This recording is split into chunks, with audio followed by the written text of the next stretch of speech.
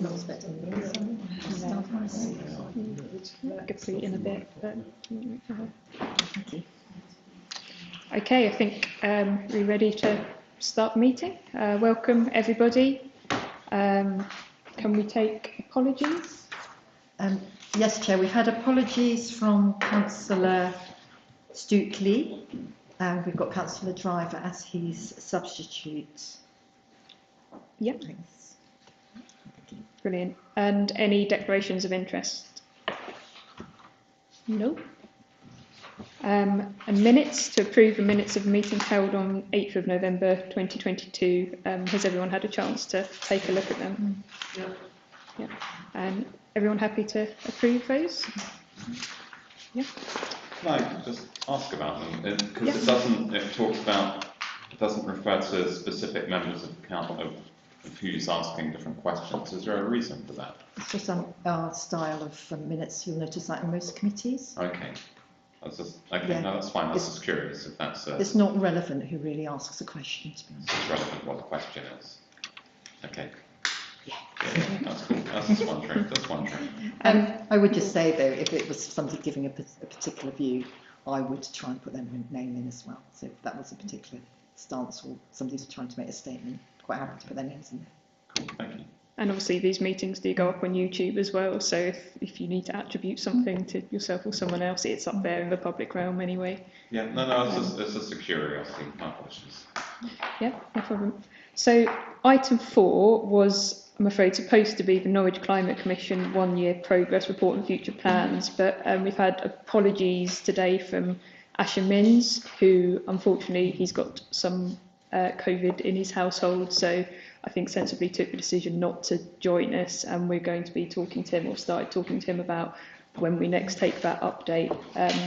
Trying to get a date with him because he can't do the next scheduled meeting, but we'll update members as soon as possible on what's happening with that item.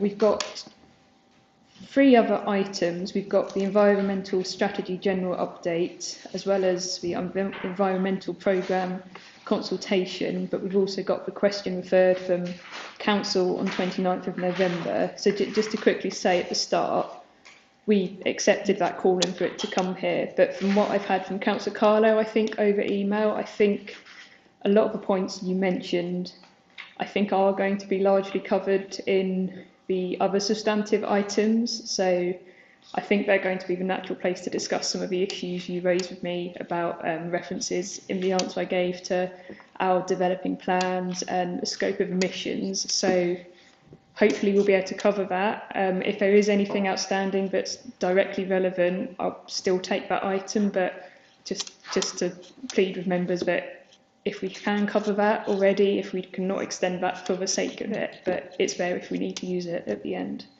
But other than that, should we move to the Environmental Strategy General Update? So Phil, is that? Thank you.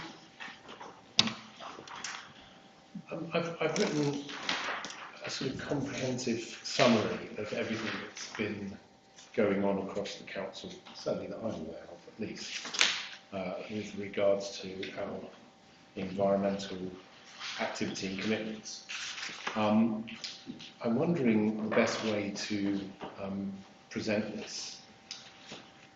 It may be that, well, there are a couple of options, Chair. I can read through it, which would be a rather dry rendition of everything I'm familiar with.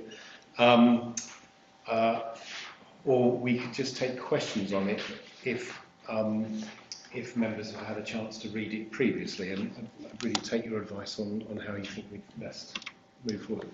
I'm going to assume most members have had a chance to read that, but I am aware Councillor Driver offered to step in at really quite short notice for this meeting. So perhaps if there's any particularly key points you want to highlight, but otherwise, Keith, if you've got any views, but otherwise, just go to questions. Just questions to do. Yeah, you happy with that? Yeah, the way I've set the meeting, say here to 6 or 7. Great, just questions then. Only you can say that, Keith. So yes, I mean, what I'll do is I will set out that it starts with a description of. It sets out by stating that the structure of the report is structured according to the overarching environmental programme I'm about to give a presentation on. There's a section on our biodiversity strategy and development plan update. And summarising it very, very quickly, we are on target to deliver the biodiversity policy. There's a section on the Council's climate action plan, that is Council's own corporate arrangements to mitigate and adapt to climate change. And there's a section on our citywide activity. Those are the activities that we undertake for the residents and businesses and communities of Norwich that are outside of our own corporate affairs. Okay. That's probably the briefest summary I can give. So if you've got any particular questions, I'll come back. Any questions? I saw Denise first, and Judith and Keith. Okay, thanks very much. Is the plan to ask one question, each member to ask one question at a time and sort of go up and down the row? I would prefer one question at a time, just so everyone we can cycle Okay. through as many times, but I will come back to you if there are more Lovely, questions. thanks very much. Yeah, so my first question, Phil, is about the biodiversity strategy and development plan, and to ask how this is being embedded across all the council departments, please, in particular citywide services and housing. Over the years, green councils have had a lot of concerns about delivery of estate maintenance, for example, park maintenance, etc., by citywide, now citywide services. Cutting at the wrong time of the year, and so on and so forth.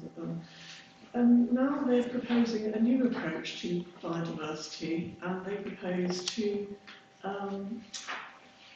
cut costs by taking away ivy, brambles, and what they describe as weeds, and also to remove hedges, which they regard as non-native, and to focus their resources instead on biodiverse areas. And I don't regard that as a very biodiversity-friendly approach. So I wondered whether citywide services are going to be adopting their own biodiversity strategy and action plan, please. And if so, whether councillors can see that and comment on it. Thank you. Thank you. The way that biodiversity is managed across the organisation and across the various teams and directorates is through the Biodiversity Working Group. Those particular teams are party to that working group. So there's ongoing discussions about the biodiversity strategy and action plan. And there's ongoing kind of practical and pragmatic discussions around how teams can become aligned to it at the moment. So those matters are being addressed currently. Right. And housing are certainly party to that, and so is citywide services. I think my point is, how can we be certain, based on our on-the-ground experience and some of the comments we're getting back from citywide services, for example, so it's all very good discussing it in a working party, but how can we be sure that it's actually being embedded across the whole council? I mean, I think that's a constitution and process question, and I wonder how Councillor Carlo can be assured. How is it by means of asking questions through the formal councillor question process? How can we respond to specifics? Yeah, it's a good question. I suppose it depends what level of specifics and progress, and maybe it's something for us to take out of a meeting to discuss, and what specifically you're after. Really helpful, actually, because it's quite a big chunk of the city. Yeah, we'll take that one away. Okay, thank you. I had Councillor Lubbock next. Yes, thank you. Have you got a real big chart on your wall that shows you all the sort of interlocking sort of areas and overlapping and what have you? And I found it sort of quite difficult reading through these, certainly items 5 and 6, to sort of see how they slot in. Is it not a difficulty that anybody else is expressing? I think so. We published a biodiversity development plan which had a very, pretty comprehensive sequencing of different tasks and who those task owners are. And that's our sort of our overarching map for understanding how the different parties need to engage with each other by means of the biodiversity working group. But, I think it's also fair to say that the biodiversity strategy was adopted in November. And since then, as I report, the working group has met twice. And I'm satisfied that there is a coming together and an alignment going on. It will take some more time. But there are yes, the biodiversity development plan is in the process of being delivered. I didn't see any mention of embedding the nutrient neutrality mitigation plan within this. That's a valid point. Then we'll take it and note on that. Thank you. Yes. It's all factored into the thinking. We're obviously conscious of it, and we work very closely with Sarah and her team and Graham's wider team. So it's all within scope, but it's just not referenced in the documents. We've got those bits. I mean, with particular reference to housing, Yes. and you do say that you're looking at the policy framework here and on page 10, what's going to happen with housing is to actively manage and invest in our housing revenue account homes so that they are safe, well maintained, provide modern facilities and provide energy efficiency. One would have thought you would have put on there and suitable water conservation. It's a valid point. It's just an omission in this particular report. But it is a big thing, isn't it, for this council to get this plan right? It is, and there is very specific work ongoing around nutrient neutrality mitigations in our housing stock, both existing and for new. So, for example, with the new development at Freescore, there's an integrated approach to working between the nutrient neutrality solutions and the biodiversity development plan. So these discussions are ongoing. Had Councillor Driver next, and then Councillor Choi. Yeah, mine's on a similar point. This biodiversity and our committee set out with everything on there, and what on there. Is there a national guidance? I mean, if it's hard enough for our departments and the City Council and Norfolk to work together and come together and work on one plan, is there different plans everywhere in Britain, or is it one piece? I mean, that seems to me that everyone's got a view about biodiversity and nuclear intelligence and stuff like that. We're never ever going to get to a point where we will all be able to work as one. And to finish, I mean, Julie's got an idea, Denise has said an idea, I'm got a clue on to what these two talk about sometimes, but it's very good. I know the City Council will act on it, you will act on it. So, will we ever get there? Well, there is, I totally understand the question. There is a national government framework. There's a 25-year environmental action plan at government level, and that has targets included in it.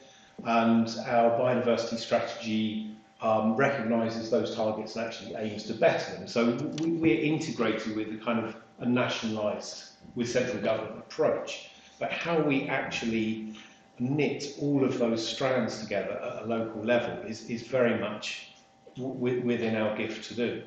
And so how we do that is by recognising the subject matter experts that exist in each of the teams and bringing them together to understand their different, their own specific targets, their constraints, their aims and objectives, and we negotiate them at the biodiversity working group. Okay, that's just like on number 37 here, where the county got £500,000 to nudge into transport. Yes, zero emissions. Zero emissions. Yeah. And we've contributed to the survey or the information about traffic. Yeah. Well, I thought we can't have done that every year anyway. So what they've done is £500,000 different to what they usually do every single year. Just spent it on something else, or? a good jolly somewhere? So I'm satisfied that there is, and it's not my job to answer for No. county, but I understand your point. And as part of that, collaborative, joined up working, we are talking to council. We understand, albeit in broad brushstroke terms, how they are spending that money.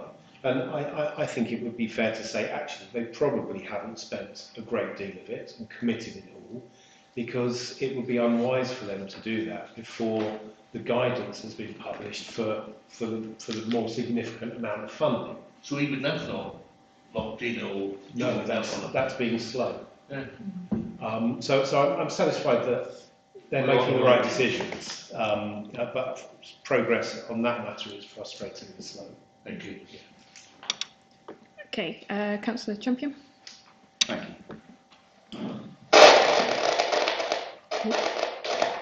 So let's leave it off. Use the next one. Pardon me? Oh. There's one next to you.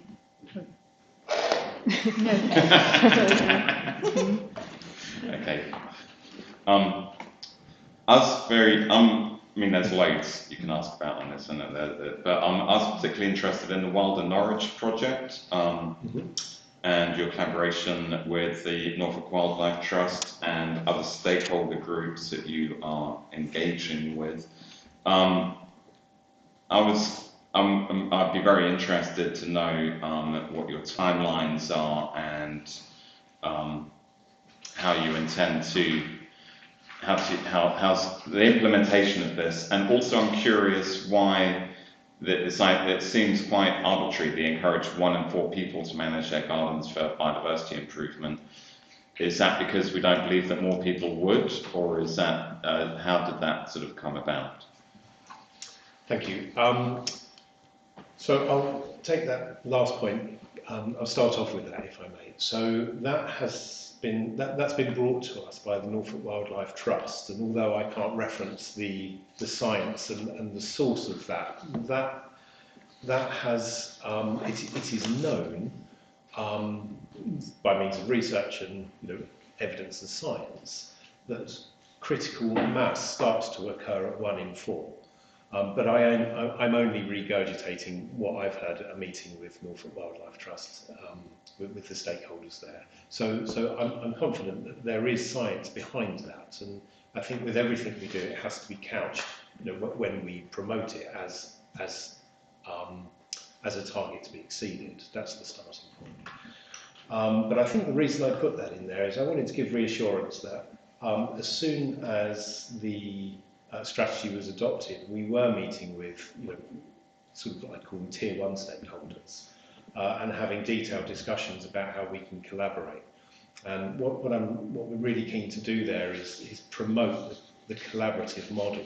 There's only so much we as a council can and probably should do, and we should work across the network of stakeholders so that they can bring their own specialisms and resources too. So there's actually a really fruitful collaboration going on with the Norfolk Wildlife Trust.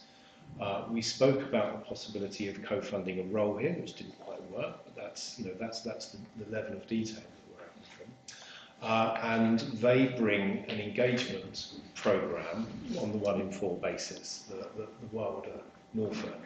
And we're having a conversation with comms now about how we roll that out during the course of this year. So I would say it's a Q2 calendar year initiative, and it's a public engagement campaign, and I'd really like to thank Norfolk Wildlife Trust for bringing that to us as an idea, and bringing their resources that we can draw upon. Okay, thank you. Any further questions on this item? Councillor Carley. Thank you very much. Yeah. Yes, we seem to be going from the current environmental strategy to a new action plan without having reviewed the existing strategy. And a number of items seem to have fallen by the wayside, and I want to ask about those, please. One of them in particular is the progress on the scatter targets, please.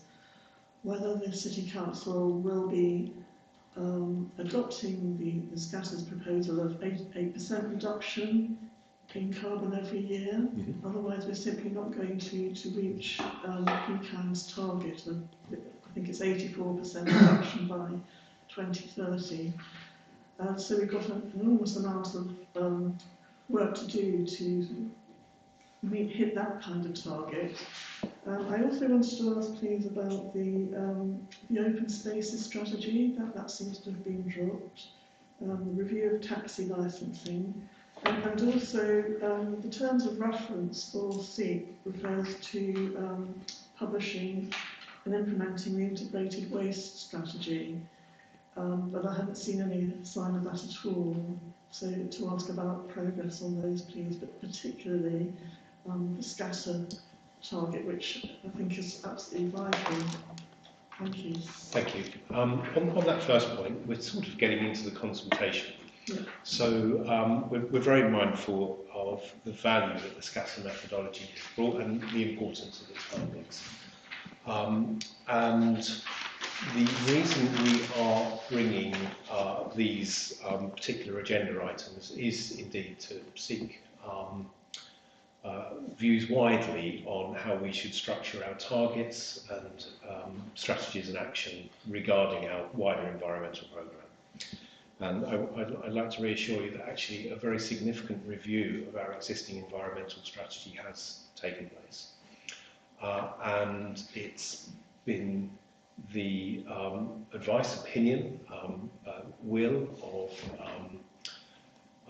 members and CLT to go further, and so to, in fact, replace the existing environmental strategy, because it's because science and methods are moving very, very quickly at the moment, and setting out a 5-year programme, albeit in 2020, we now know that more is required, and we also have more of an inkling about how we can deliver mitigations and adaptations. So we've decided to completely refresh, upgrade our environmental programme. I think it's fair to say that nothing will drop off from the existing environmental strategy, and everything will be taken forward into the consultation for the new environmental programme. So, sorry. So, shall I carry on? Yeah, no, sorry, I was just acknowledging Keith. So that was point one. I can't answer for my colleagues. It would be inappropriate of me to answer around the waste strategy.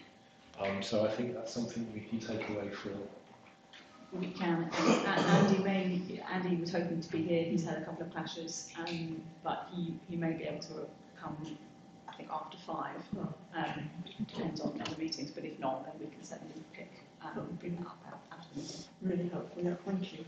The open spaces strategy, I believe, is a biodiversity development plan agenda item. A task that was rescheduled in that. Yeah. I haven't got that to hand, but that certainly hasn't dropped off of the agenda of the programme. Yeah. We can come back to you with clarity on that. Yeah, just to pick up a few points. Yes, it would be helpful to have an open spaces strategy, because we have seen an intensification of development across Norwich and some loss of green open space. And in my time as a councillor, for a number of years, I haven't seen waste come to any committee at all, not to SDP or whatever. So it would be very helpful to talk about waste, because the city's waste has gone down only very slightly, something like 3%. And so just talk tangentially to ask about the carbon management plan, please. That's a bit of a different topic. Can we come back to that? Councillor Driver's been indicating, but I will come back. Councillor Champion. Similar to what I was going to ask, what you feel about today. Off you go then. Well, I don't know a lot about these carbon things. If we're trying to get the buildings down to net zero or whatever it is at the time, there was a programme on the telly last week, some science programme, was talking about mobile phones and how much carbon they use. They said that every time you ask a question, they just open with technology in America was answering it, and the carbon is being used all over the world. They said every 14 seconds you use a computer or mobile phone, it's like putting the full kettle on, and that's how much energy you use. So are we going to stop using computers and telephones, because they seem to me to be the worst thing in City Hall that we're actually doing? Well, we are in the process. We have appointed a very clever consultancy called Small World Consulting, who are part of the University of Nottingham. We've been really impressed with the work they've done for other authorities. And we are measuring as far as practically possible, but certainly including our use of information technology, all of our emissions. I mean, you're not going to give me this on a computer when I want it in paper style. And I've got no choice, but surely this is better than being on the computer now. We have to ask all of these questions. And as the programme indicated, the science is constantly evolving. And, you know, rather terrifyingly, it turns out that almost everything we do is pretty carbon intensive. There's a part of me that says, take my phone away now. But, you know, we need to be really comprehensive in the way that we reimagine our future, and what it looks like in light of, you know, the carbon emissions that we're learning about. So certainly, and actually we're also getting onto the consultation now, but we are measuring it, and it's now become quite commonplace to measure the emissions from information technology in organisational carbon reduction plans. So will we ever meet on targets of 0 or 30% of what it is by 2030? Well, we're certainly, that's what we're setting out to do. But surely we can't do it with the new technology, can't we tell us we can? So net zero assumes that we will get it to get our emissions as low as practically possible, no stone unturned, difficult questions asked, new ways of doing things implemented, and for anything that we deem to be, you know, really that we are unable to mitigate, then we inevitably look to offset. But offsetting is also problematic. So the work that we're doing with Small World, and again we're sort of into the consultation a little bit now, is, you know, how can we innovate? How can we be sure that the trees that we plant, you know, soak up that carbon and also deliver other benefits for us, you know, aligned to the biodiversity strategy. So yes, there's lots of, it's very rapidly moving science, and we have it all in scope. Yeah. Thank you. Councillor Champion, then back to Councillor Carlo. Thank you. Again, it's difficult to whittle down questions to, but there is one pressing one which I feel I have to ask, and it's in relation to it's 18 and 19, and it talks about that it's been estimated that 290 million is required to meet the EPC level C by 2030, which strikes me as a lot of money, but that's... And then it says that in the Cabinet papers that 53 million was identified in the next 5-year plan. Now, I've been since informed that this money currently hasn't been acquired, and so I guess my question is, what do these numbers mean if we don't actually have the money, and can we achieve these targets if we don't have the money?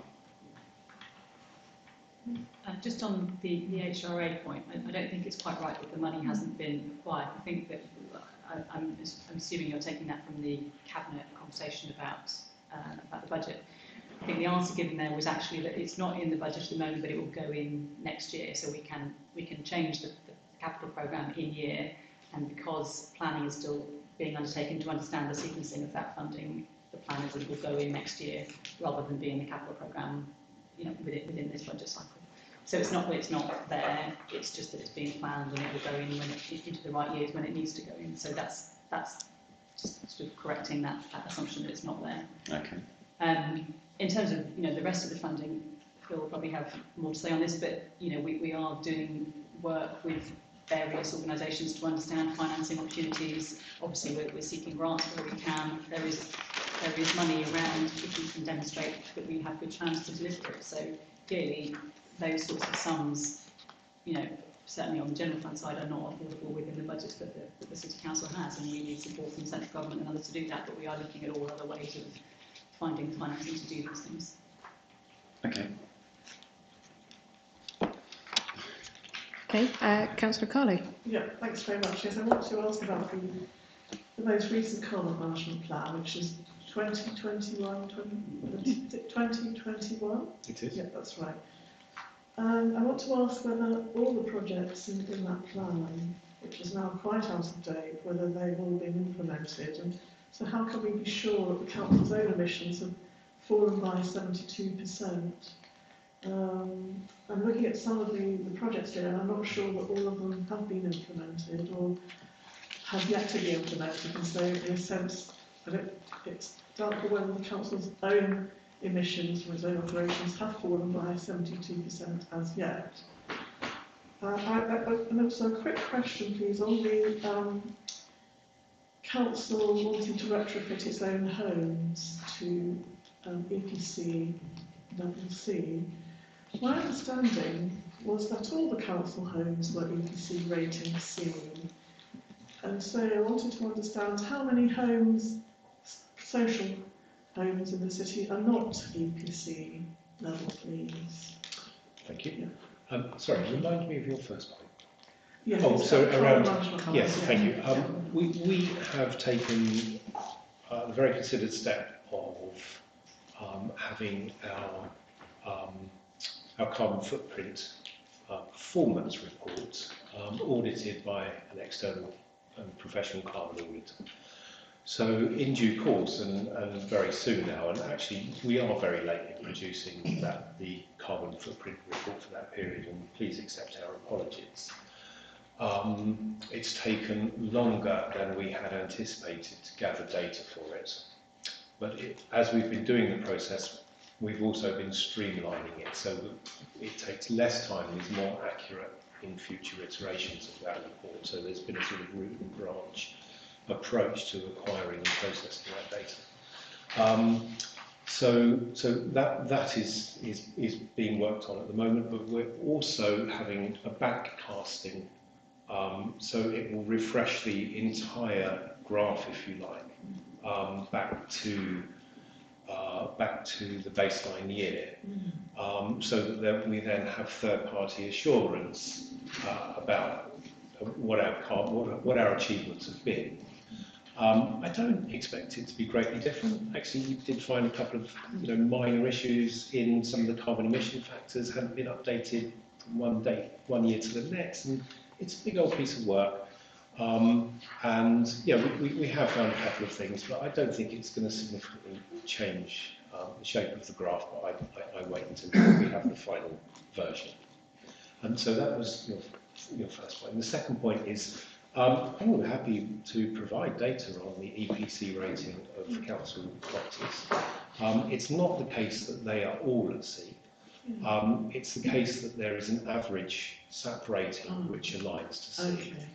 But the profile, their SAP rating profile, it's not one of those averages where we've got loads of terrible ones and loads of good ones, so therefore we end up with a middle rating.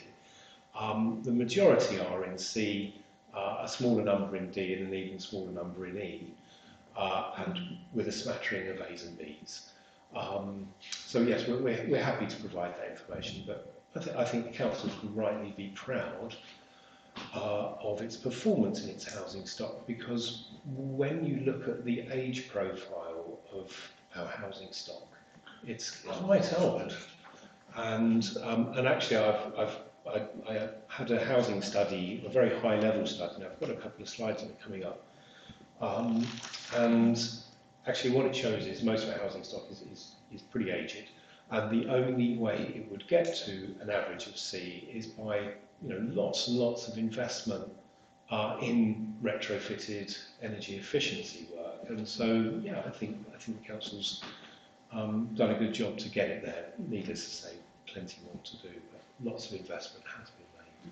And we have data on exactly what's been done in each dwelling, and I think we're in a pretty good place to build out a retrofit plan off of that.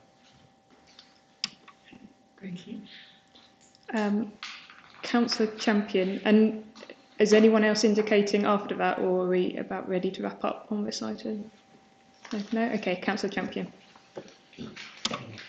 And again, I'm referring to your expertise here. I'm glad that you guys have the answers. So, but in relation to the EPC levels, I was just wondering, the wider city greenhouse gases mitigation activity, my understanding is, and maybe I've missed something, but the council is responsible for ensuring all rented accommodation is brought down to level C as well. Am I correct in thinking that?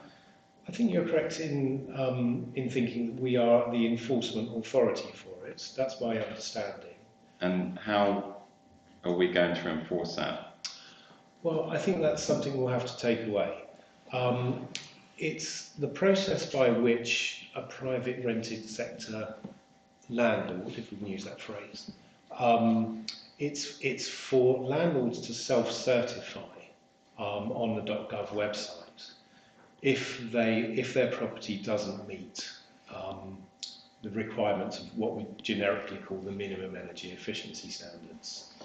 But I'm unclear, personally, it's not my team, and it would be wrong of me to speak on behalf of my colleagues, how I think it's our Weights and Measures Authority, rather archaically referred to, that has obligations around managing that part of the MEES, and so we'll have to take that away and come back to you if that's okay. Yeah.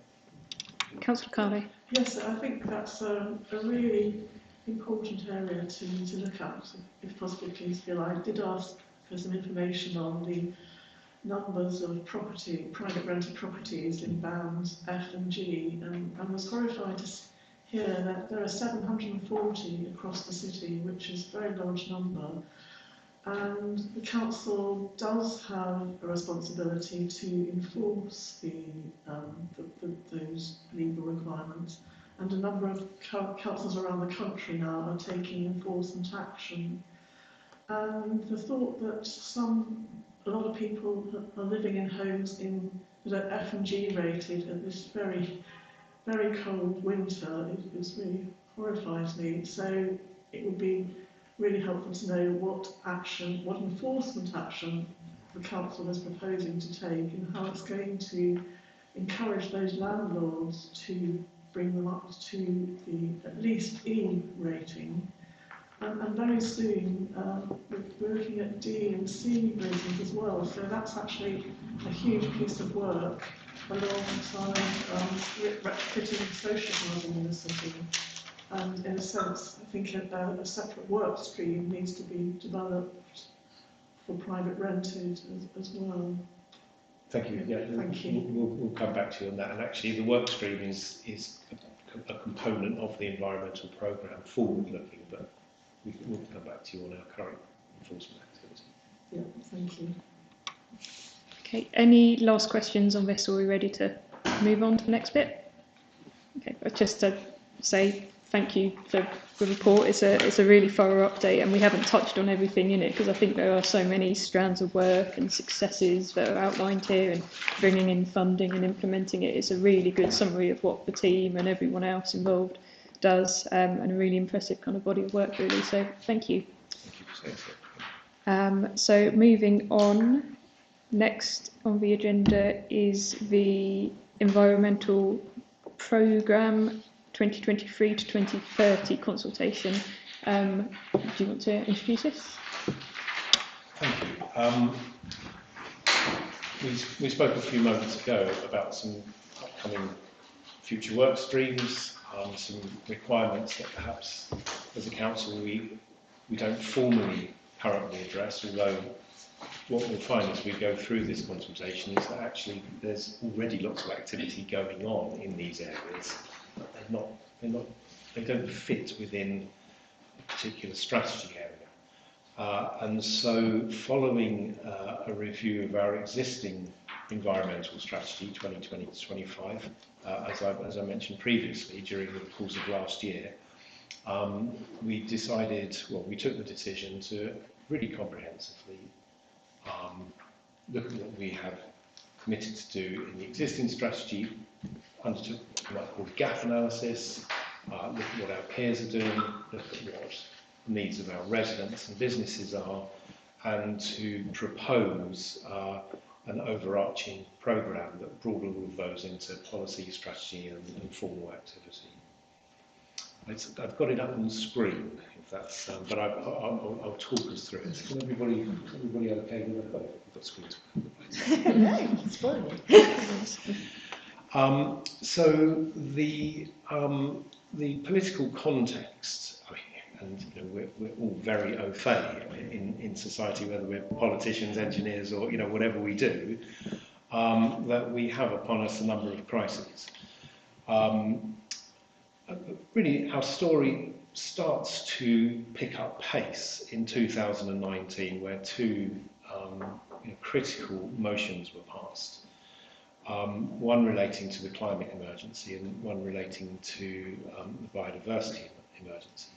But I'm particularly interested in the climate emergency declaration and how it inextricably links the climate emergency with social and economic emergencies. And I think that we're starting to see evidence that very strongly brings these different areas together.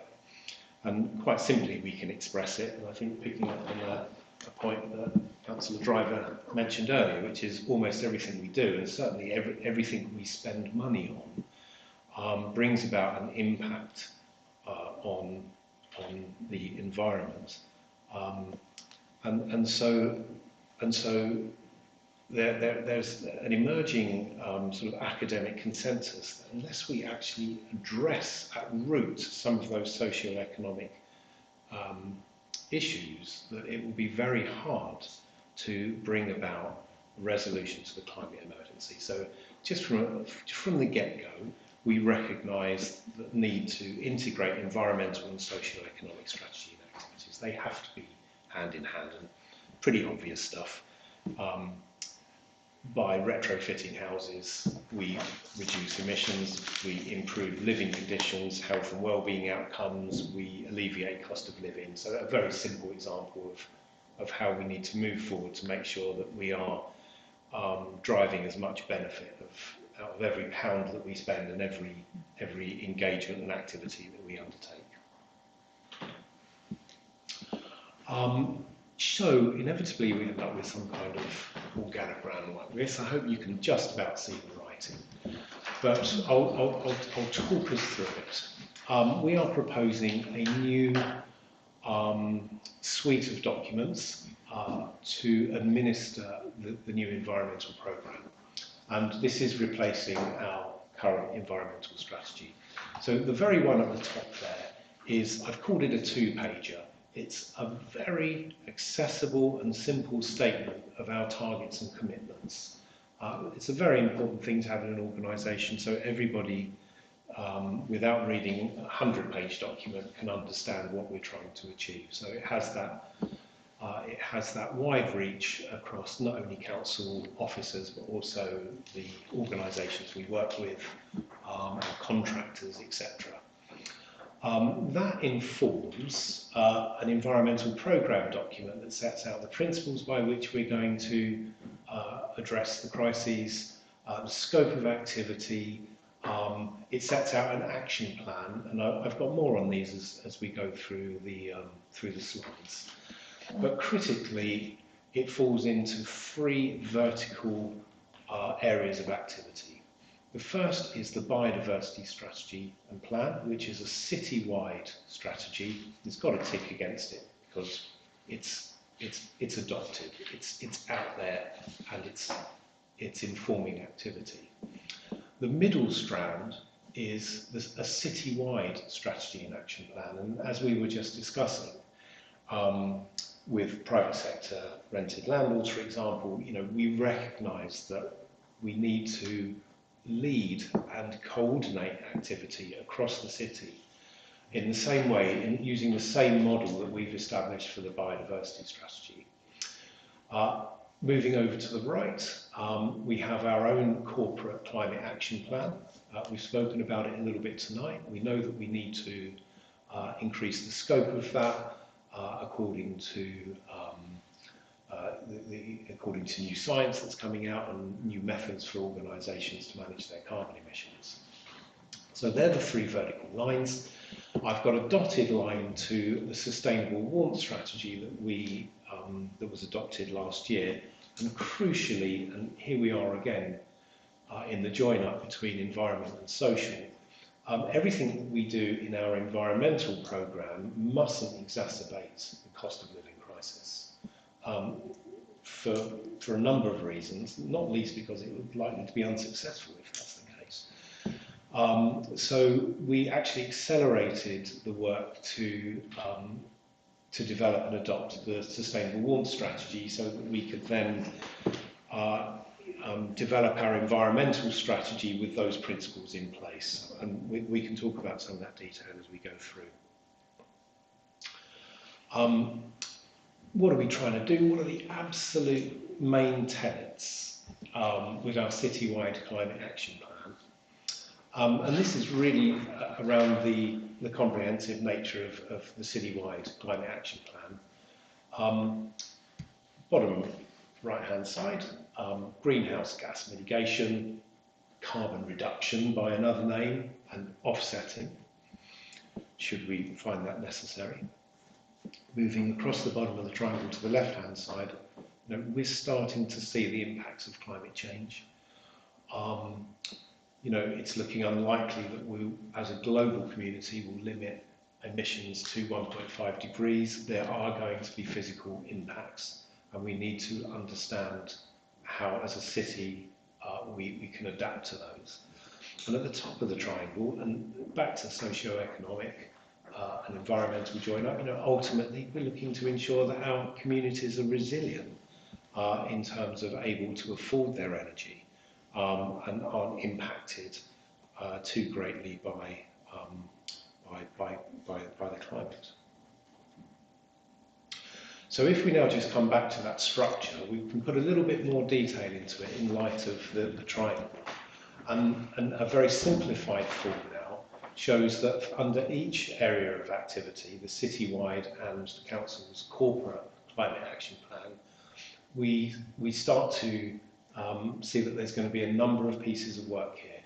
And in the most simple terms, they are a carbon reduction plan, or a greenhouse gas mitigation plan, as we might call it, and an adaptation and resilience plan that looks at the risks brought about by climate change. So we're starting to see it grow out into a comprehensive programme.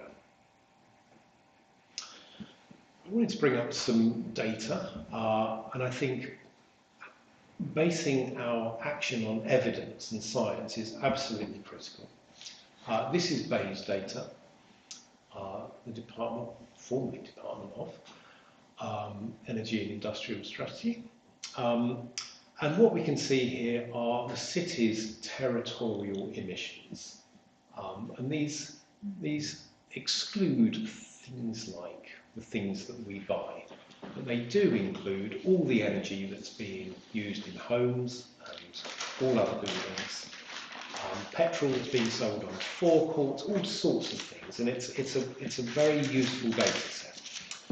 But the reason I'm showing it is because we can see that there is a good deal of decarbonisation going on, particularly industrially, commercially in the public sector.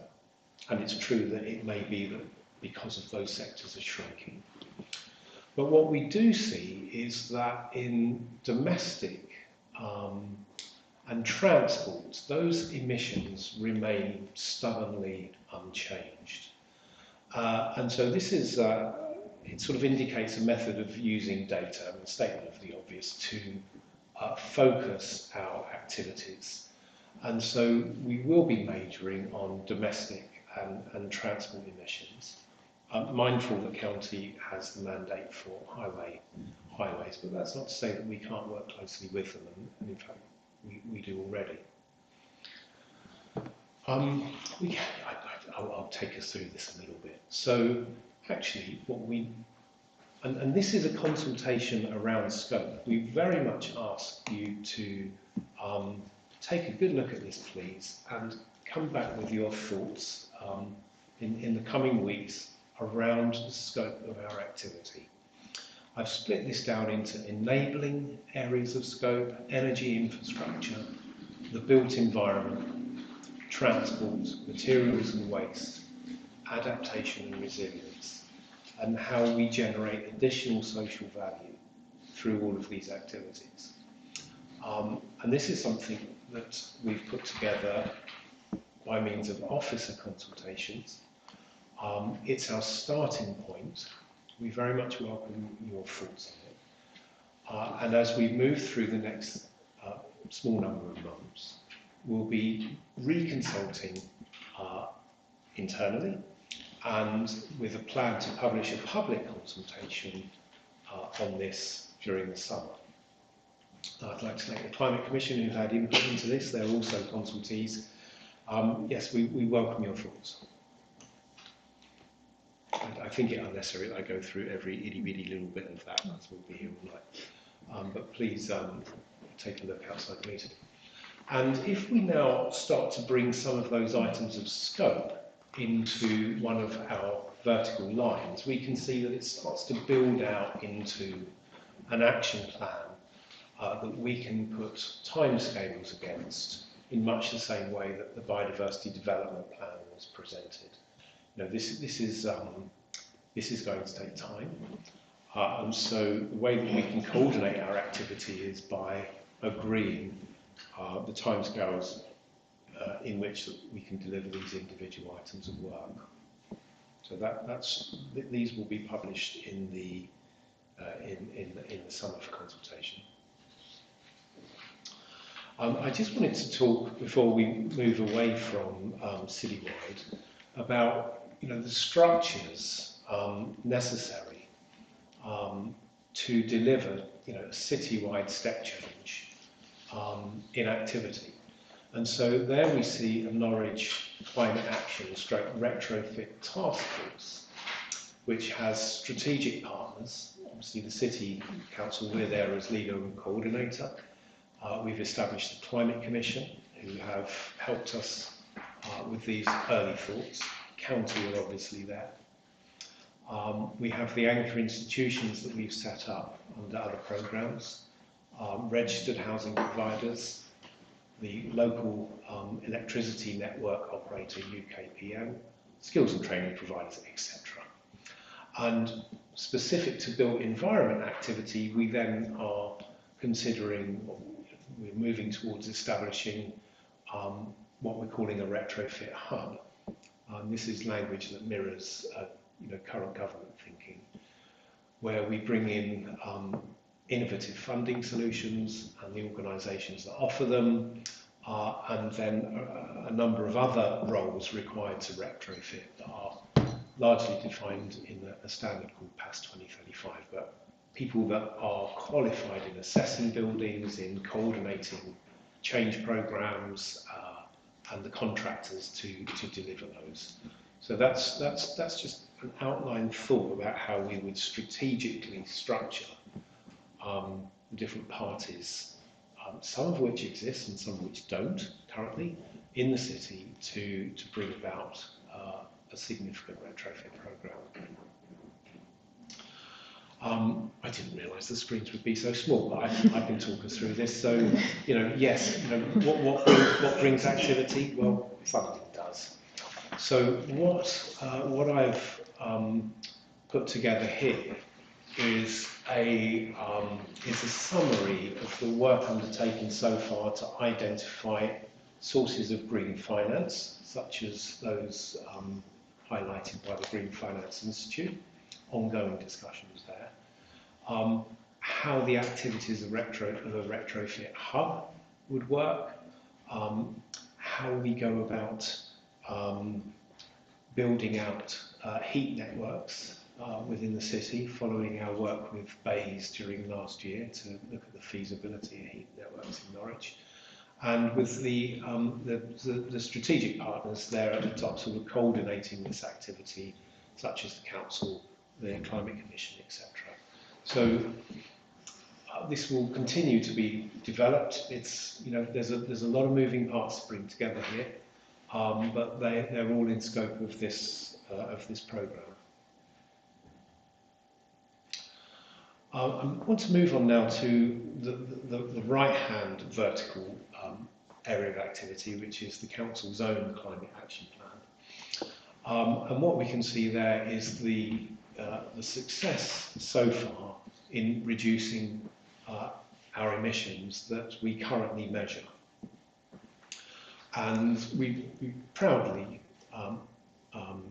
publish that we've reduced by over 70% since our baseline year, and as I say, we have auditors looking at that, and I don't expect that to be greatly different. And we've got lots to be proud of there. But since we started measuring emissions, things have moved on and have become more urgent. And so we will be bringing pretty much all emissions into scope of our measurement. And there's an international standard known as the Greenhouse Gas Protocol that's used by all large organisations, whether they be local government organisations or listed companies, etc. And they set out the Greenhouse Gas Protocol, which is a reporting standard, sets out a method for reporting. And so we'll be aligning with that. But we'll also continue to report on this original subset so that we can continue to track that. We're keen that there are no smoke and mirrors here. You know, there'll probably be a transition year while we continue to report on this old reporting standard, while we move to the new one, and we want to take everybody on that journey and make sure that everybody understands the transition. But we'll certainly be bringing all housing stock, all of our procurement, our investments and holdings, staff commuting, the great many things that we do, IT, into measurement and into our kind of reduction plan. And in the same way that we are consulting on scope for the citywide activity, we're also consulting on the scope for our own corporate climate action plan. So we invite you all to consider thoughts and opinions on that in due course. But you can see that they fall into the same sort of structure of enabling energy infrastructure, built environment.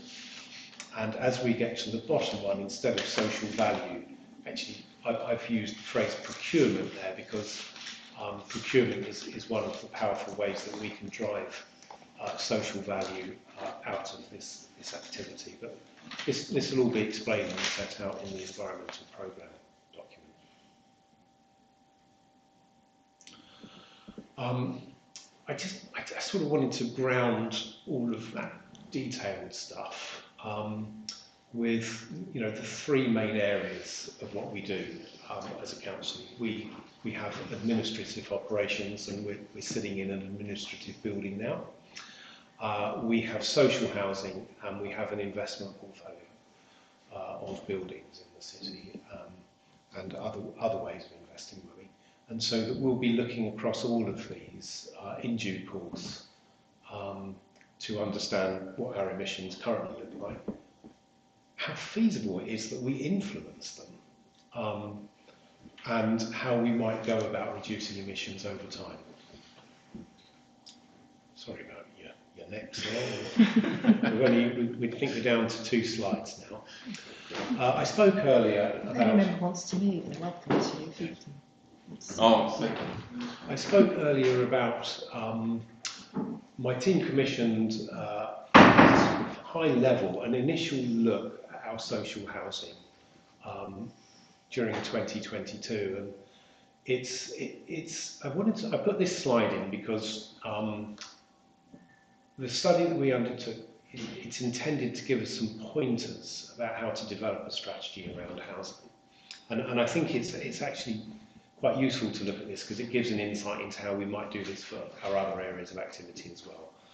But using EPC data, we've estimated that our current emissions from housing is it's the best part of 22,000 tonnes. And when you consider that as an administrative operation, we're about 4,500 tonnes now, you know, it's pretty significant. These are what's known as Scope 3 emissions. They're not directly created by us. They are created by our tenants. But of course, as the owner of those houses, we can influence this quite strongly. And it's right that we do that. And what we've looked at there are the emissions reductions that can be achieved by various renewable and retrofit approaches. And this is quite an intelligent study. It actually looks at the number of buildings that we could put PV on, for example, and the number of dwellings that we can install air source in, albeit at a very high level. And what it finds is that we can actually reduce, you know, according to this simple method, from about 22,000 tonnes to about 6, although I'm realising I need an eye test now. But it gives us an insight into what net zero might look like. There's behaviour change that can also improve the outcomes of this. There's all sorts of things we can do. And so, yeah, we're just looking at the art of the possible, and then we can start to integrate that with the HRA investment programme to deliver that. And my last slide is this. You know, how will we prioritise spending? And as a general principle, we have this very useful thing called carbon cost effectiveness as a way of ensuring that we get the most bang for our buck when we're spending money to reduce carbon emissions. And what it looks at is, it looks at the amount of money it takes to reduce every tonne of carbon over the life cycle of, for example, a PV system, solar panel system, an air source heat pump, and retrofit measures. This is early work, and we need to do more to get some of these numbers more accurate. But it sets out a principle that we can provide assurance that money is being spent most effectively, not only to reduce our emissions, but also we can have a blended decision-making approach whereby we can make sure we're also generating as much additional social value as possible, such as, you know, improving people's living conditions, reducing their energy costs, and that sort of thing. So that's just a principle that we are proposing to apply as we develop our environment, the programme. So that completes my my presentation.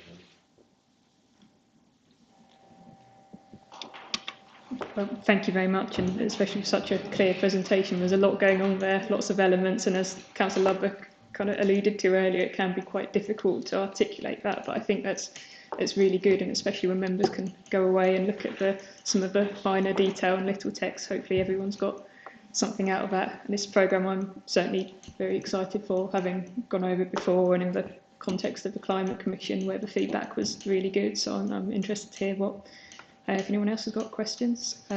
Councillor Driver, then Councillor Champion. Yeah, thank you, Madam First, as everyone else on these together. They get to the point, I mean, the figures on there looks fantastic to me. And in everyone Norwich, if all Norwich done this, and I look at my bank, well, what would I see? Anything different? Yes, I think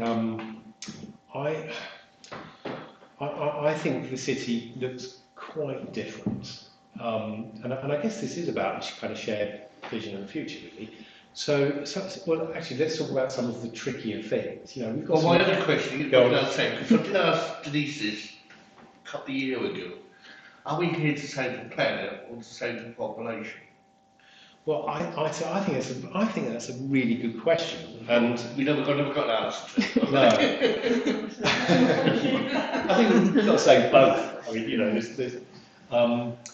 I think so. So the point of having a joined-up approach that delivers, you know, improved conditions for people, as well as, you know, reducing our impact on the environment, absolutely has to go hand in hand. So it has to be both. Not least, and I mentioned this earlier, that if we aim at improving the planet at people's ultimate expense, then they're not coming along on the journey. Well, I extinct we start again with a decent planet. That's not in the programme. But yeah, I think things do look different. You know. So with other places not doing anything around us, we were still doing some difference in Norwich. What I'm saying is the whole of Britain got to what our things were. Yes, this is We going on. know there's a big difference in Britain Yeah. with China and America and I think that's Russia really just good point. destroying the countries and other places. So I think a just and equitable approach is critical, and there's some really important points here. The rest of the UK, I mean, my team, the peers in my team, other local authorities, there is great urgency here. We're certainly not the only local authority doing this. I'd say we are. I'd like to be at the, what's my phrase, the leading edge, not the bleeding edge. You know, actually there's some Greater Manchester Unitary, there's some other local authorities that are absolutely ahead of us. Great, they can afford to be. That's what it is, they don't Yeah, money. for money. We can learn from what they're doing. So we're in a good place like that, I think. So there's lots going on, we're not the only ones, but we have to be mindful, and there's a common question that comes up about China and America, and that is that actually they're quite new to the table when it comes to creating environmental damage. The emissions that are currently in the atmosphere causing climate change are actually from Western nations, because we started burning coal, basically, at the start of industrialisation. So I think it is incumbent upon us as the initial nations to industrialise, to do something about the emissions that we have put in the atmosphere. And so the argument that there's no point in us doing it unless China does is actually not a very equitable one. So, They should have learned most of our mistakes. yes. And actually, I mean, the thing is, China has a very, very long history of renewable energy, and they've lived a very low carbon life up until quite recently, and they're doing great stuff now. Not that the media always reports it in such positive terms. So, but I think it's important, and climate justice is quite a big, academic topic now, that we manage our own emissions out of the atmosphere as much as possible. Okay, Councillor Champion next. Thank you. Again, there's numerable strands you could pick on, but halfway through there was a graph referring to reductions in emissions over a period of time finishing in 2020. Further back. This is the city one, there's one for the council. Or maybe the council one, but for the council workers, and talked about transportation. There was a sharp dip, which was obviously to do with the pandemic. Are there any lessons we can learn from the pandemic and about distance working? Yeah. That would be the one. That big chunk of the end there, which must be directly related to the pandemic. I think it's actually related to a number of things. Transport is in there. I think also the way we procured energy, there might have been a new energy contract. It's something I need to look back at. But if your point is about what we can learn from the pandemic, absolutely. Although it's never as clear cut. So the work that I did for a previous organisation I worked for around home working, if we want to just stick on this particular point, actually found that not having people in City Hall is sort of not that effective, because the way the heating system works in the building, we tend to have to heat the building as a whole. And people then going home and working from home where they might be heating more space than they need, working from home, using more heating. What I found, and the sort of consensus at the moment, is actually it's quite emissions neutral, home working versus office working. But what you do achieve a saving in is transport. You achieve an improvement in air quality from the reduction in commuting. But it's all kind of evolving science right now.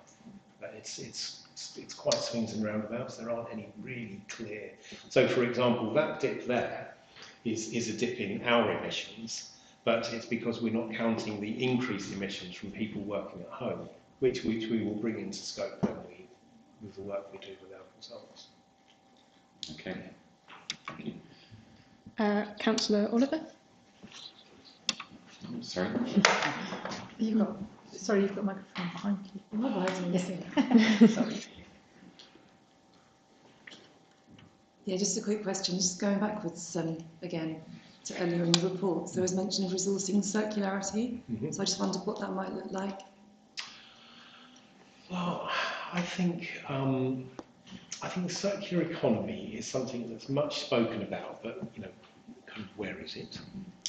Actually, we've got some pretty good examples of it, and the Business Improvement District won some, I think it was Interreg money, to look at circular economy solutions in the Norwich business community, and they've launched an embryonic sort of website where businesses can post any waste that they have that might be reusable.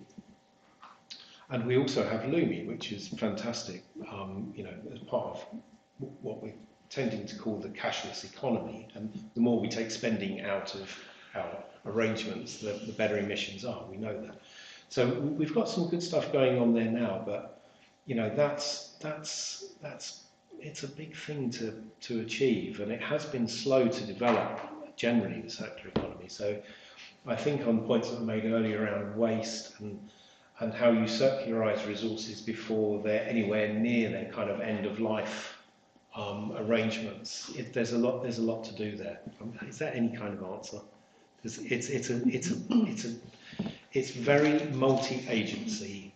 It's right across everybody in the city, and that's something we need to develop an improvement for. Excellent. Thank you. Councillor Carley? Good. Thanks very much.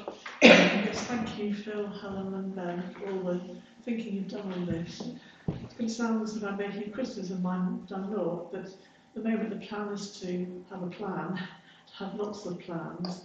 And so my first question is there the capacity and funding within the council for this enormous step change on developing lots of action plans? Then related to that is how will the council ensure that it's got sufficient capacity and skills within its workforce to deliver retrofitting if it's going to be delivered through NRL, for example? And then related to that is how will the City Council help to skill up the local people to deliver retrofitting of private sector housing? Because at the moment we're seeing a lot of blocks in the system, with there not being very many solar firms, for example, there are delays of people request surveys and want work done. And then I think an opportunity has been lost through the delivery of thousands of new homes in Norwich, and we haven't thought about the opportunities to green those homes and how we can create a circular local economy, for example, creating some of the construction materials that need to deliver those homes. I think that's one of my questions. I've got others. Yeah, thank you. So I think I really defend our need to take time to develop an executable plan, because it's what stands in between us and the most significant change in the way we've done things is industrialisation. And so the the forming of that plan actually produces outputs to answer some of your other questions. So in terms of resource requirements, funding, etc., it is in the discussion, the creation of those plans that we calculate the cost of doing this, both in terms of council resources and more widely. And also reach out to our kind of strategic partners and work out what, how much resource exists. And actually a lot of emissions reduction is about doing less, not more, and it can actually be, and should primarily be aligned to cost saving programs. So there's all sorts of ways that we can do this. So yes, I think it's really important that we do take this time to develop, really deliverable plans to address the diverse range of things that we're trying to achieve. So I think one of your other points was around unblocking. I firmly believe that the funding has to come first. As soon as there is pipeline, as soon as there are commitments, then one of the benefits of our kind of marketised society is that then those other moving parts, the training organisations, the delivery companies start to fall in place. They have the confidence to invest. So our work in the planning phase is to estimate cost and to make funding available by means of, for example, the Green Finance Initiative, but also the important announcement made in our housing revenue account business plan paper in December, which is, there is 200, we have highlighted, we are planning for a spend of £290 million. And as other registered housing providers, which we're talking to, for example, make those long-term commitments, we start to build confidence in the city to enable parties to invest in training, upskilling, invest in the tools necessary to install solar systems, air source heat pumps, whatever they are. So I think it's getting that funding in place first. I think we've actually got a really strong installer base. It's one of the, I've never been quite sure why Norwich has this as one of its attributes.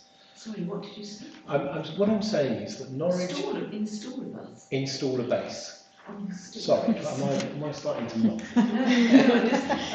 We've got a very good, you said the word, and I thought, what is he talking about? Installer base. We have we have Right. a great installer base. Actually, what we find is some of the problems are when the schemes that we're working with bring installers from far and wide. We need to drive more value out of the programs that we're involved in, use local installers. So how many of your points did I cover there? I think you have broadly, yes. And I've got another question, so other people. Thank you very much. Thank you, Phil. Come to Councillor Labbott first. Yes, it's about sort of partners.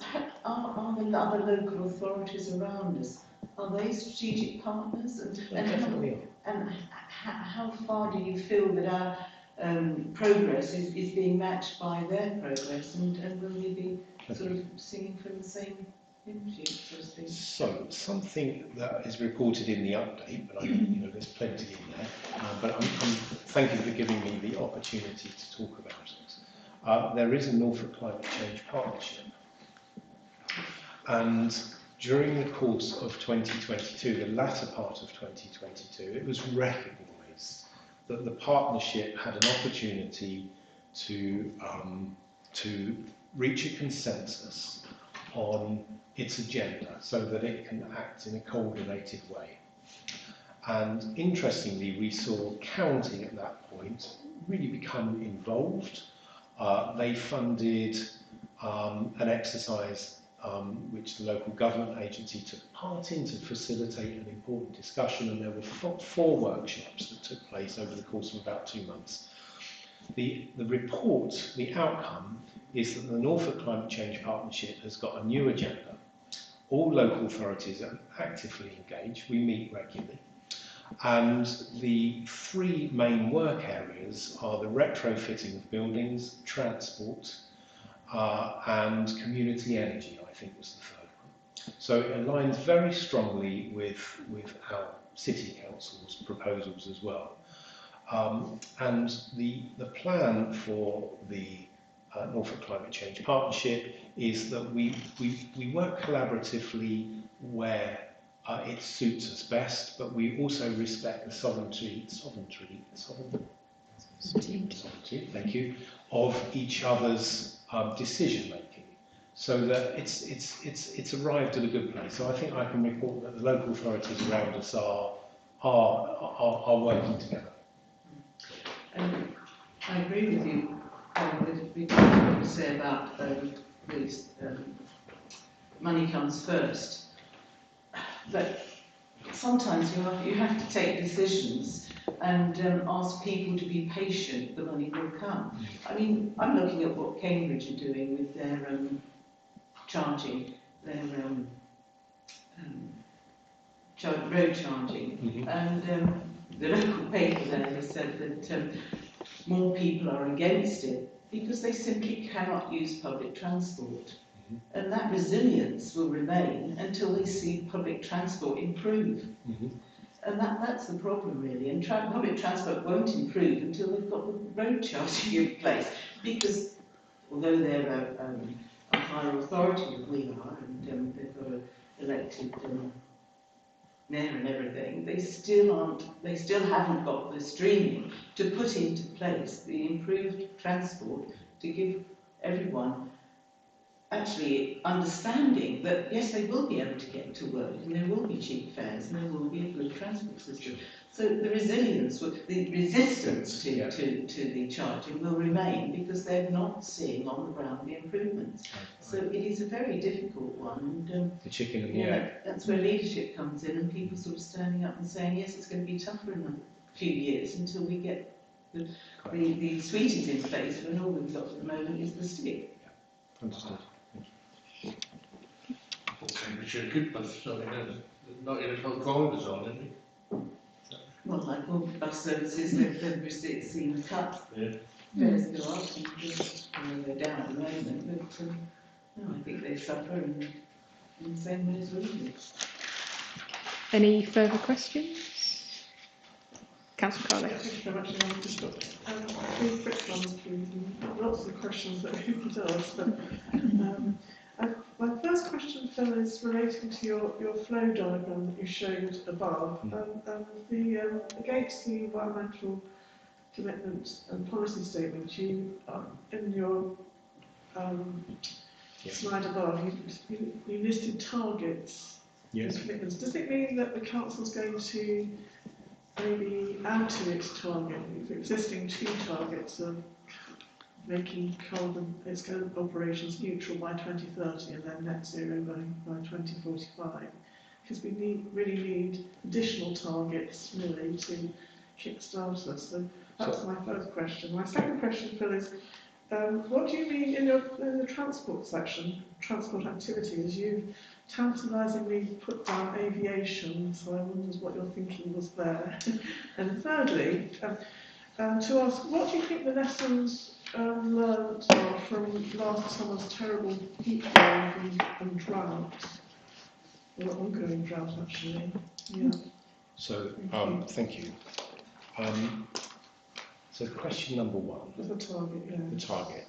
Targets. We will review targets as part of the development of the new programme. We're certainly not proposing to put any delays in place. No. And we're certainly couching our targets as no later than 2030. I think, although I mustn't second guess the work that our consultants are doing, I think it's unlikely that we'll be bringing that date sooner than 2030. And the target for social housing that's been spoken about, everything will be reviewed, and we've got some gaps in our targets. So that where we don't currently have targets, for example, perhaps around waste, well, we do have targets now corporate cloud, we'll be reviewing them and making them available in a single place. And if we feel that we can change them, then we will. And we're certainly seeking to improve our performance as much as possible. But there will be an opportunity in the public consultation to comment on all of those. So that was question number 1. Thank you. Number 2, aviation. Can I just comment on the target one? Yeah. I don't think targets are any good at all, because who sets them? I mean, you can set 30%, I can set for 50%, 80%, and all as well. And if you can't achieve them, and then That's right. so suddenly you get all the hours, well, we should have been up to here, or we should have been down here by now, and the targets ignore them. But we should be realistic about where we're going to go and stuff. So I'm not quite person to have targets in there, and what you're talking about is similar, but you never said it. Well, I think targets have to be stretching, but they have to be you've got to be able to meet them. Otherwise, you're absolutely right. Nobody subscribes to them. The thing about who makes targets, I mean, we all want something probably better than. Yes. What we do is we look at what we need to do. We look at what resources. We look at what we need to do, how we might do it, what resources we've got to deliver it, what resources might come in the future, and we set a target based on something that. Should we be looking at realistic things like what we've already achieved? Yes. And what we achieved here in Norwich and what other places have done as well. Yeah, definitely. Yeah, we do. And we're actually doing quite good, I believe. Yeah, you're right. I mean, our national emission, the emissions for every resident in Norwich is very good compared to the national average. I mean, the national average should be sort of a set target that's get to Norwich. Yeah. I think you've got to be careful. Actually, one of the risks with targets is, you set a target for 2030 and, you've got to be careful that people don't just think, well, they don't have to do anything now. Yeah. So it's how we frame that, and also how we programme activities to make sure that we're kept on track. But yeah, there's a lot of psychology in there. The airport, aviation, is really recognition that we have an airport, and to include it in our plans for decarbonising. And I think there was a third one. There was one about any lessons learned from the heat wave droughts. Lessons learned. Well, I mean, I think this came up at our previous meeting as well. I mean, I think it's actually been a wake-up call for a lot of people, and we're seeing a sort of step change in people's attitude towards climate change now. So, I think there are many considerations that flow out of it. We're talking about the Norfolk Climate Change Partnership. We live in the middle of a county where a great deal of our livelihood is weather dependent. We recognise that climate change may produce seasons that are so wet, dry, hot, cold that there's a disruption to food production. And so we are working with the Tyndall Centre, who are putting together a climate adaptation report for us, and this is something we've spoken about before, where we look at a number of future climate scenarios and start to make plans for how we adapt to them. So yes, I think there's an important summer and a wake-up call. Can I ask a question on that as well? Yeah, just say like what do I think is normal as I start to work my bank down, it's normal, and it's a storm out there. Is it a normal storm, or is this caused by climate change or the years or something? Because we had storms before there was any carbons in the air. Sure. And there was big earthquakes and floods and countries just splitting up and the whole lot, going on donkey years ago. And there was still rain and sunshine and hot temperatures, and the Amazon rainforest was there, Britain was a forest. So we all had these extremes, as I said. So how do I know when I go outside my back door and it's pouring down the rain and thunder and lightning, this was caused by climate change, or is it just a normal day? Sure. Well, it's a good question. I mean, what climate science is telling us, and it actually is, climate scientists have been saying for about 20 years, and what we're seeing is that what happens, forget, global warming is a very misleading phrase. What happens is extreme weather events increase. So when it's your second 40-degree summer in 3 or 4 years, where you've only ever had one ever before, that's your climate change summer.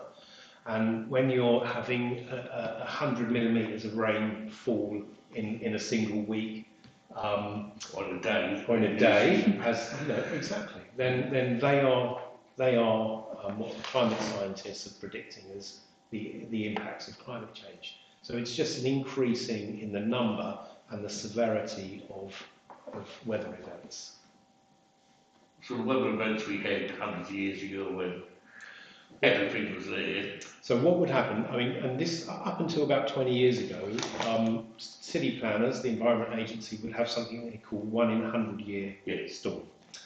And they were 1 in 100 years. And drainage systems would be designed for them, but what we're seeing is they're occurring more often than 1 in 100 years. 1 in 10. 1 in 10, yeah, exactly. Any last questions on this item? Okay, good. Well, again, thank you for the presentation and all the work on this. I think that brings us... And we will tell the public this. I'm going knock on doors, they talk about climate change to me, and I'm synonymous with you two over there. And they start talking about this, and they can roll up trees in the way. And I think I'll knock it down. Put some trees some other place, which is in the way of the public. And we'll explain that, as these people here would say, the tree has got to stand. I think an important part of this is having a communications plan that we all agree a straight line on what we're saying, and it's for our communications, the clever people in our comms team to turn it into a story that people can relate to. Okay. Okay, thank you again. So the last item on the agenda is the question from full council. As I said at the beginning, Councillor Carlo, I think you indicated to me before that what you wanted to pick up from the question was we mentioned comprehensive plans in development, which I'm guessing we've well and truly covered today, and the need to address the sources of capital emissions not covered by the Bayes criteria, which again, do I assume that's picked up? Is there anything else in the question that people want to talk about now, or can we kind of take that as covered? Can I just make one point? Yes. And that is, what would be really helpful is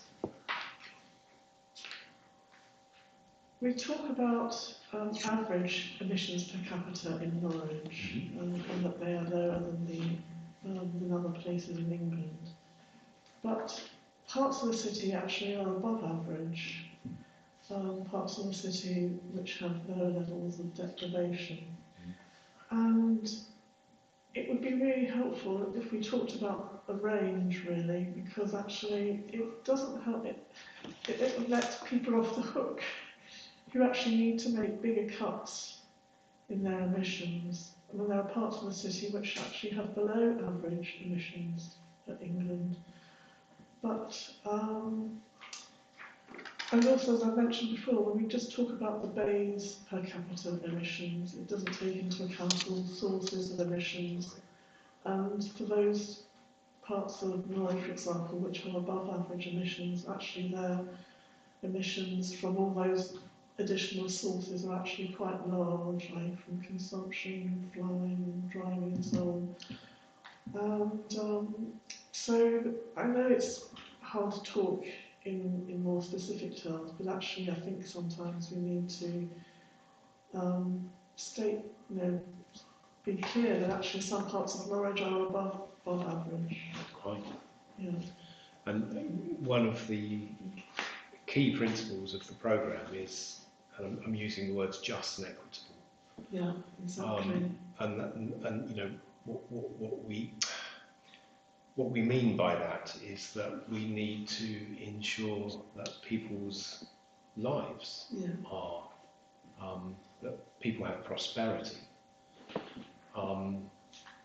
including financial prosperity, not just the other sort of what you might call social value capitals such as heritage or access to green space or all of those things. But yes, one of the challenges is, and coming back to the second slide, which is inextricably linked to social and economic developments, is how we do make that just. Absolutely, yeah. Yes, we acknowledge that. So you talk about the area I actually live in, like in sort of Forest.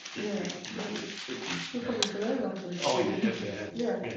Are you saying is because we're poor, we can't go out, so we stay in, we have more heating on, we have more cups of tea, the kettle all up and down, the lights on, where if we had more money, we could actually get out.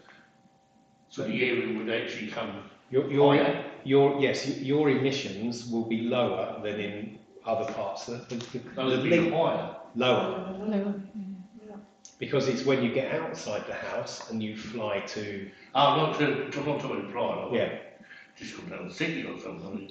I mean, some people have got buses in the evening. I mean, our last one's gone now, so you wouldn't get down the city, you know, so... So there's a really absolute direct link between income and emissions, and people who have lower income, live in more deprived areas. Have to drive everywhere as well. They have much lower emissions. Okay. And so, you know, what we Can't can't show do... me in higher one. No, you have lower ones. Lower ones, I have actually. lower one. Yeah, Lower emissions. it's good for emissions, but we need to make sure that that minimum living standards can be met, but without increasing them significantly. So I can't drop a tree down.